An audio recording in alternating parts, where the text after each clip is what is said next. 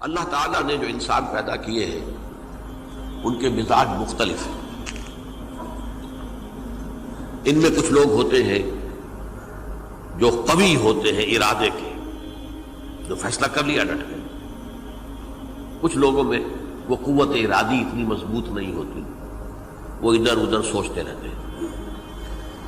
کچھ لوگ جسمانی طور پر بہت توانا ہوتے ہیں، کچھ لوگ جسمانی طور پر پیدائشی طور پر کمزور ہوتے ہیں۔ تو اگر کوئی قوت ارادی کمزور رکھنے والا شخص ہے، وہ بھی تو اللہ کی تخلیق ہے، اللہ کا بندہ ہے، خطاؤں کا ظہور ہو جاتا ہے، توبہ کرتا ہے، پھر کچھ عرصے کے بعد پھر خطا کا ظہور ہو جاتا ہے، پھر توبہ کرتا ہے، تو ہم تو یہ سمجھیں گے کہ ایک حد کے بعد پھر اس کی توبہ قبول نہیں ہونی چاہیے۔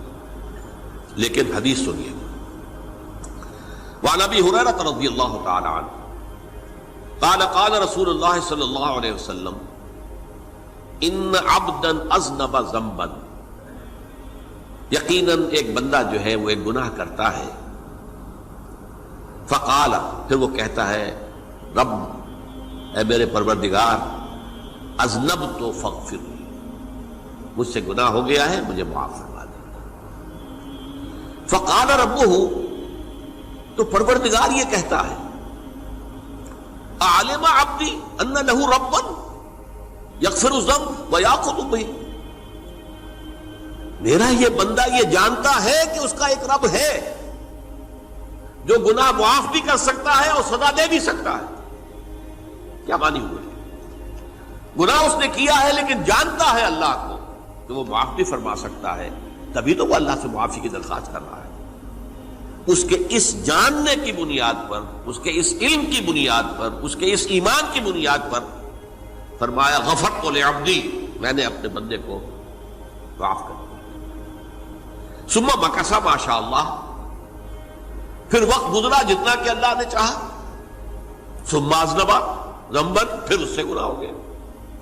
فقال رب اذنبت ذنبا فاغفر، پھر کہتا ہے پروردگار مجھ سے گناہ ہو گیا، پھر مجھے معاف فرما دے۔ فقال ربہ، اللہ فرماتا ہے عالم عبدی ان لہ ربا یغفر الذنب ویاخذ بہ، میرا بندہ ہے نا جو جانتا ہے کہ اس کا ایک رب ہے، ایمان باللہ اس کے اندر ہے، تبھی تو پکار رہا ہے، اور یہ بھی جانتا ہے کہ وہ گناہ معاف بھی کر سکتا ہے اور چاہے تو پکڑ بھی سکتا ہے، سزا بھی دے سکتا ہے۔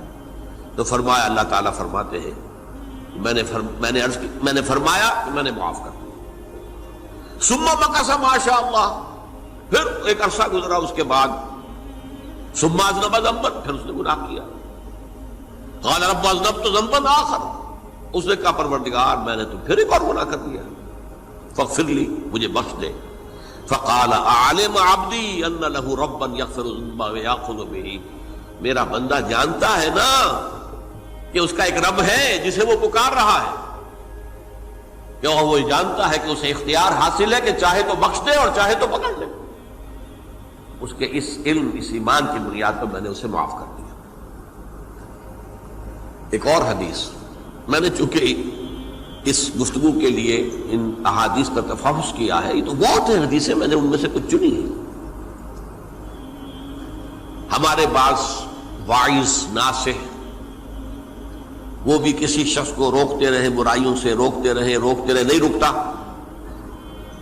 تو کہیں غصے میں آ کے اللہ تجھے کبھی معاف نہیں کرے گا۔ یہ کتنا بڑا جرم ہے، اس کا اندازہ کیجئے اس حدیث سے۔ تو میرے بندے کو میری رحمت سے مایوس کر رہے ہیں، کتنا بڑا جرم ہے، اس کا اندازہ کیجئے۔ یہ مسلم شریف کی روایت ہے، عن جندب، حضرت جندب رضی اللہ تعالی عنہ سے، ان رسول اللہ صلی اللہ علیہ وسلم حدث، کہ اللہ کے رسول صلی اللہ علیہ وسلم نے ایک واقعہ بیان کیا، ان رجلا قال، کہ ایک شخص نے یہ کہا، واللہ لا یغفر اللہ لفلان، کہ خدا کی قسم اللہ تعالیٰ فلاں شخص کو کبھی معاف نہیں کرے گا۔ وَأَنَّ اللَّهَ تَعَالَى قال، اس پر اللہ تعالیٰ نے یہ فرمایا منزل الذی یتعلی علیہ، یہ کون ہے جو میرے اوپر حکومت کرنے والا آ گیا، جو میری طرف سے حکم لگا رہا کہ میں کبھی معاف نہیں کروں گا؟ منزل الذی، کون ہے وہ شخص، الذی یتعلی علیہ انی لا اغفر لفلان، کہ میں فلاں شخص کو کبھی معاف نہیں کروں گا، قد غفرت لفلان، اس کو تو میں نے معاف کر دیا، واحبطت عملہ، اس شخص کے تمام اعمال میں نے ضائع کر دیے کہ تم نے میرے بندے کو مایوس کیا۔ یہ ہے جرم کی انکار۔ تو توبہ کی دعوت دیتے رہو، توبہ کے لیے لوگوں کو آمادہ کرتے رہو، توبہ جو ہے اس کے لیے ترغیب دیتے رہو، اللہ تعالیٰ معاف فرمانے والا۔ اب آخری حدیث سنا رہا ہوں، یہ تو بہت ہی عجیب حدیث ہے اور متفق علیہ، یہ بخاری اور مسلم دونوں میں۔ حضرت ابو سعید الخدری رضی اللہ تعالی عنہ جو ہے وہ اس کے راوی ہیں۔ حضور نے فرمایا کانا فی من کانا قبلکم رجل قتل 99 نفسا، تم سے پہلے جو امت تھی بنی اسرائیل، گویا کہ ان کا ذکر ہے، اس میں ایک آدمی ایسا تھا جس نے 99 قتل کیے تھے۔ اب آپ اندازہ کیجئے کتنا بڑا گناہ کبیرہ ہے قتل۔ قرآن مجید میں آتا ہے وَكَأَنَّمَا قَتَلَ النَّاسَ جَمِيعًا، اگر ایک انسان کو بھی ناحق قتل کر دیا گیا تو یہ ایسی ہے گویا کہ اس نے پوری نوع انسانی کو قتل کر دیا، اس نے 99 قتل کیے۔ فَهَلْ لَهُ مِن تَوْبَةٍ، پھر اس کے بعد یہ ہوا کہ اس کے اندر توبہ کا جذبہ پیدا ہوا۔ فَسَأَلَ عَنْ أَعْلَمِ أَهْلِ الْأَرْضِ، تو اس نے پھر سوال کیا، لوگوں سے پوچھا کہ زمین میں رہنے والوں میں کون سب سے بڑا عالم ہے۔ فَدُلَّ عَلَى رَاهِبٍ، تو اسے بتایا گیا فلاں راہب فلاں جگہ پر ہے، وہ بہت نیک ہے، بڑا عالم ہے۔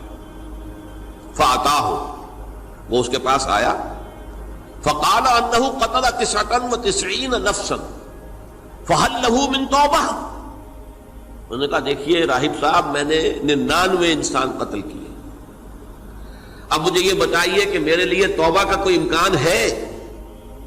فَقَالَ لَا، انہوں نے کہا نہیں۔ فَقَتَلَهُ، اس نے اس کو بھی قتل کر دیا۔ فَكَمَّلَ بِهِ 100، اپنی سینچری مکمل کر لی، مطلب 99 کے بعد ایک کی کسر تھی، اس کو بھی قتل کیا، 100 پورے کر لیا۔ ثُمَّ سَأَلَ عَنْ عَالِمِ أَهْلِ الْأَرْضِ، پھر اس نے پوچھا کوئی اور کوئی بڑے عالم انسان ہو۔ فَدُلَّ عَلَى رَجُلٍ عَالِمٍ، پھر اس کی رہنمائی کی گئی ایک بڑے عالم شخص کی طرف۔ فَقَالَ إِنَّهُ قَتَلَ 100 نَفْسٍ، تو اس نے وہاں جا کر کہا کہ میں 100 انسان ہلاک کر چکا ہوں، قتل کر چکا ہوں۔ فَهَلْ لَهُ مِن تَوْبَةٍ، میرے لیے توبہ کا کوئی امکان ہے؟ فَقَالَ نَعَمْ، کہا کیوں نہیں، 100 قتل کیے تب بھی کیا ہے، توبہ کا راستہ دروازہ کھلا ہوا، مَا لَمْ يُغَرْغِرْ، جب تک کہ وہ گھنگرو نہیں بج رہا اس وقت تک تمہارے توبہ کا دروازہ کھلا ہوا ہے۔ فرمایا نعم، وَمَن يَحُولُ بَيْنَهُ وَبَيْنَ التَّوْبَةِ، تمہاری توبہ کے درمیان اور تمہارے درمیان کون حائل ہو سکتا ہے، توبہ کا دروازہ کھلا ہے۔ لیکن ساتھ ہی کہا انطلق الی ارض کذا و کذا، اب تم ایسے کرو جہاں تم رہتے ہو وہاں نہ جاؤ واپس، وہاں کا ماحول اچھا نہیں ہے، معاشرہ اچھا نہیں ہے، ہو سکتا ہے کہ تم توبہ پر قائم نہ رہ سکو، تم فلاں جگہ چلے جاؤ، وہاں اچھے لوگ آباد ہیں، ان میں جا کر رہو۔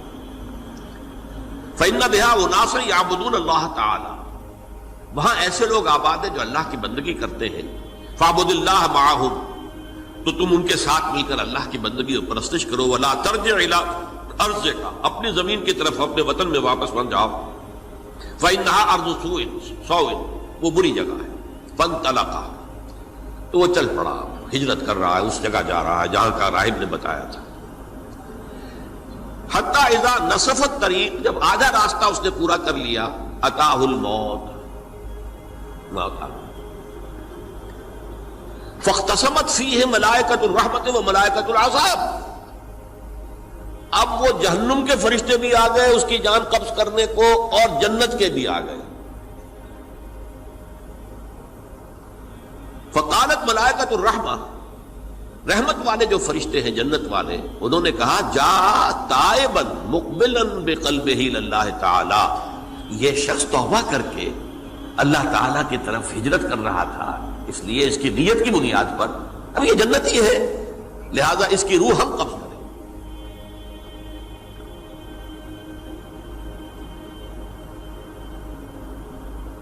وقالت الملائکۃ العذاب، اور وہ جو عذاب والے فرشتے ہیں وہ کہیں گے انہ لم یعمل خیرا قط، تو نے توبہ کے بعد کوئی نیک عمل تو کیا ہی نہیں، تو کس بنیاد پر اس کو تم جنت میں لے جاؤ گے؟ اس کو تو دوزخ میں جانا چاہیے۔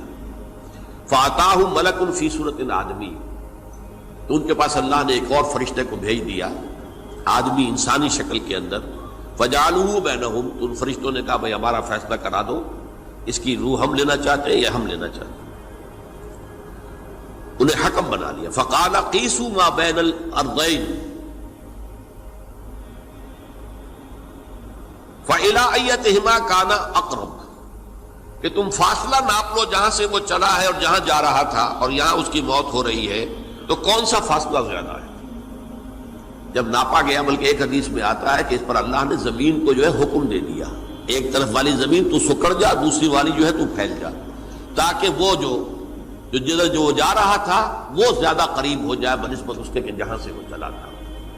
تو اس فیصلے پر پھر جو فرشتے تھے جو کہ رحمت کے فرشتے تھے وہ اس بندے کو لے گئے جنت کے اندر۔ یہ ہے توبہ کی عظمت اور اس کی تاثیر۔